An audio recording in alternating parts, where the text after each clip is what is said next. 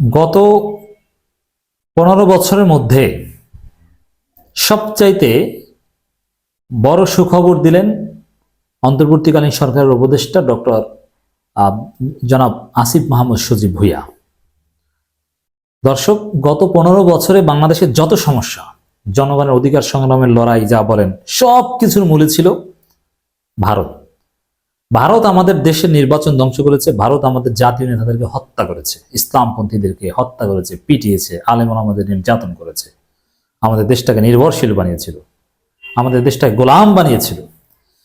অতএব গত 15 বছরে আমাদের ব্যর্থতার সব কিছুর মূলে ছিল ভারত। এখন আসিফ মাহমুদ বলেছেন, এবং আমরা বাস্তবে এটা দেখতে পাচ্ছি, ভারতের সাথে নতজানু পররাষ্ট্রনীতি থেকে সরে এসেছে অন্তর্বর্তী সরকার। এটা আমি মনে করি ঐতিহাসিক।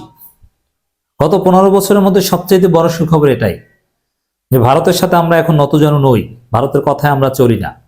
অতএব ভারত চাইলেই কাউকে হত্যা করবে, বিচারিক হত্যাকাণ্ড ঘটিয়ে দিবে, চাইলেই একটা ভোটার বিহীন নির্বাচনের ব্যবস্থা করে দিবে, এরশাদকে হসপিটালে ভর্তি করিয়ে নির্বাচনে আনবে, ভারত থেকে উড়ে আসবেন ভারতের পররাষ্ট্র সচিব বা অমুক তমুক, সেই যুগান নেই। অতএব আমরা স্বাধীন। তা আমার মনে হয় যে আমরা আবার বাড়িয়ে না বলি, গত 15 বছরের মধ্যে সবচেয়ে তাৎপর্যপূর্ণ ঘটনা যে বাংলাদেশ ভারতের কাছ থেকে নতজানু নীতি থেকে বের হয়ে আসতে পেরেছে, সমান মর্যাদা নিয়ে চলতে শিখেছে, এবং ভারত ধীরে ধীরে ঠান্ডা হয়ে যাচ্ছে, ধীরে ধীরে তারা গলে যাচ্ছে, সঠিক লাইনে আসছে। আমরা সত্যিকার অর্থে আমাদের ভাবতে ভালো লাগছে আমরা স্বাধীন। একসময় আমরা কথা বলতে পারতাম না, আমরা ভারতের বিরুদ্ধে যারা অ্যাক্টিভিজম করতাম, বিষয়টা এমন ছিল, ভারতে আমরা যেতে সাহস পেতাম না। ভারতে এই ধরনের ঘটনা ঘটেছে, বাংলাদেশি যারা ভারত সরকার ক্রিটিক তাদেরকে টার্গেট করত, আর হিন্দুত্ববাদীরা চিনে ফেললে তো হামলাই করত। এমনকি এই ভয়ও আমরা করতাম। আমরা যারা একসময় MBS এই সৌদি বাদশাহ বা ক্রাউন প্রিন্স এদের প্রচন্ড সমালোচনা করতাম, এদের বিরুদ্ধে আমাদের খুব জোরালো অবস্থান ছিল। আমরা অনেকে হজ উমরায় যেতে সাহস পেতাম না, কারণ সৌদি সরকার এদেরকে ধরে ধরে এরকম, বা কেউ খুঁচিয়ে দিলে, মাতখালিরা খুঁচিয়ে দিলে এদেরকে ধরতো, এরকম এক্সাম্পল আছে, যার ফলে আমরা ভয় পেতাম যে ভারত আমাদেরকে কি অবস্থা করে ফেলেছিল। কিন্তু না, এখন আমরা আত্মমর্যাদা নিয়ে সামনে এসেছি, নতজানু নীতি থেকে আমরা সরে এসেছি, আমরা স্বাধীন। ভাবতেই ভালো লাগে যে আমরা স্বাধীন, এতদিন আমরা পরাধীন ছিলাম। এর জন্য 5 আগস্টকে আমি বলি দ্বিতীয় স্বাধীনতা।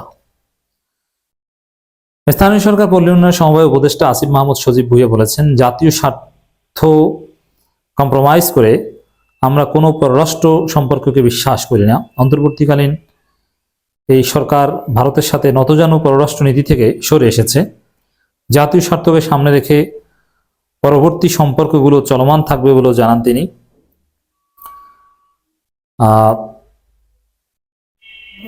এটাই হচ্ছে আমাদের সুখবর, চলমান থাকবে, সম্পর্ক ছিন্ন হবে না, কিন্তু নতজানু না, সমমর্যাদার ভিত্তিতে।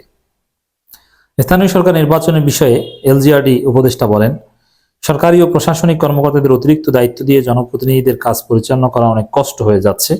ফলে স্থানীয় সরকারের প্রতিনিধি নির্বাচনের বিষয়ে কোনো ব্যবস্থা নেওয়া যায় কিনা সেটা স্থানীয় সংস্কার কমিশন ও নির্বাচন কমিশন কাজ শেষ হলে উদ্যোগ নেওয়া যাবে।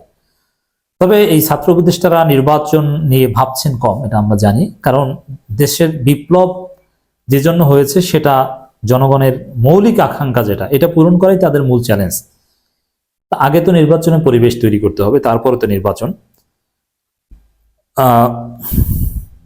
আরো নানান বিষয়ে কথা বলেন। তবে মূল বক্তব্য এটাই, আমাদের জন্য তাৎপর্যপূর্ণ ঘটনা এটাই যে নতজানু নীতি থেকে সরে এসেছে, যার ফলে আমরা দেখেছি ডক্টর ইউনূস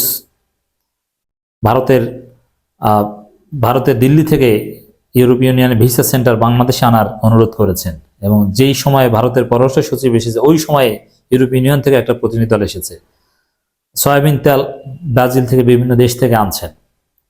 বাংলাদেশের ভেতর থেকে ফাইবার অপটিক কেবল নিতে দিচ্ছেন না, চাইছে দিয়ে দিব তা না, এবং বাংলাদেশের ভিতর থেকে ইচ্ছামতো ট্রানজিট ব্যবহার করবে, রেল লাইন করবে, অমুক তমুক, থেমে গেছে। তো নানান দিক থেকে আমরা স্পষ্টতই দেখতে পাচ্ছি যে বাংলাদেশে এখন আর নতজানু নেই, বাংলাদেশ এখন স্বাধীন সার্বভৌম। ভারত আমাদের বন্ধু, প্রভু নয়। আমরা কারো মাধ্যমে শাসিত হব না। আমাদের বন্ধু থাকবে, প্রভু থাকবে না। তরুণরাই আমাদেরকে স্বাধীন করে দিয়েছে। স্বাধীন বাংলাদেশ, লেটস সেলিব্রেট স্বাধীন বাংলাদেশ। উদযাপন করুন, এই সুখবর উদযাপন করুন।